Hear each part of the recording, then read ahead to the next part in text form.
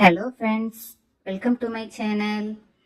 இன்றைக்கி நம்ம என்ன ரெசிபி பார்க்க போகிறோன்னா, ஒரு சிம்பிள் அண்ட் டேஸ்டியான ஒரு சைடிஷ் ரெசிபி தான் பார்க்க போகிறோம். வாழைக்காய் வறுவல். இது வந்து ரொம்பவே டேஸ்டியாக இருக்கும், ஆனால் அது செய்கிறது ரொம்பவே சிம்பிள். வாங்க இது எப்படி செய்கிறதுன்ட்டு பார்க்கலாம். ஃபஸ்ட்டு ஒரு கடாயை எடுத்து ஹீட் பண்ணிக்கோங்க. அதில் தேவையான அளவு ஆயில் சேர்த்துக்கோங்க.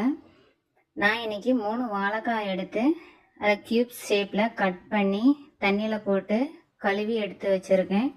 அதை இதோட ஆட் பண்ணிக்கலாம். அதில் ஆட் பண்ணிவிட்டு நல்லா வதக்கி விடுங்க.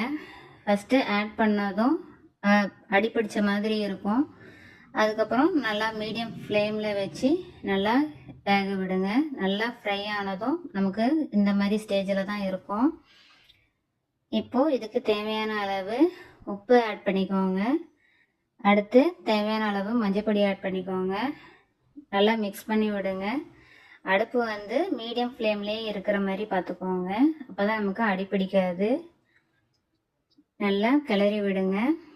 இப்போது நம்ம அந்த வாழைக்காய் வந்து நல்லா வெந்திருக்கான்ட்டு ஒரு பீஸ் எடுத்து செக் பண்ணி பார்க்கலாம். இப்போ நல்லா வெந்திருக்கு. இது வந்து கரெக்டான ஸ்டேஜ். இப்போ நம்ம வந்து இதுக்கு தேவையான மசாலா பொருட்கள்லாம் சேர்க்க போகிறோம். ஒரு 1/2 ஸ்பூன் அளவுக்கு சில்லி பவுடர் சேர்த்துக்கோங்க. ஒரு 1/4 ஸ்பூன் அளவுக்கு ஜீரக powder, 1/4 spoon chicken masala, 1/4 spoon coriander powder, 1/4 spoon garam masala. இது எல்லாத்தையுமே சேர்த்துட்டு நல்லா மிக்ஸ் பண்ணி விடுங்க. மீடியம் ஃப்ளேமில் தான் இருக்கணும். ஹை ஃப்ளேமில் வச்சிங்கன்னா நம்ம போட்ட மசாலாலாம் தீஞ்சு போயிடும். ஸோ அதை பார்த்துக்கோங்க. நல்லா வதக்கி விடுங்க. அந்த மசாலா வந்து அந்த வாழைக்காய் இதோட நல்லா கோட்டாகி வரணும். அந்த அளவுக்கு நல்லா மிக்ஸ் பண்ணி விட்டுக்கோங்க. இப்போ பார்த்தீங்கன்னா தெரியும், மசாலா எல்லாம் நல்லா கோட்டாகி வந்திருக்கு. அதே மாதிரி அந்த மசாலாவோட ரா ஃப்ளேவர் எல்லாமே போயிடுச்சு. இப்போ அடுப்பை ஆஃப் பண்ணிடுங்க. இந்த சைடிஷ் வந்து ரொம்ப டேஸ்டியாக இருக்கும். செஞ்சு பாருங்கள். உங்களை இன்னொரு வீடியோவில் சந்திக்கிறேன். பாய்.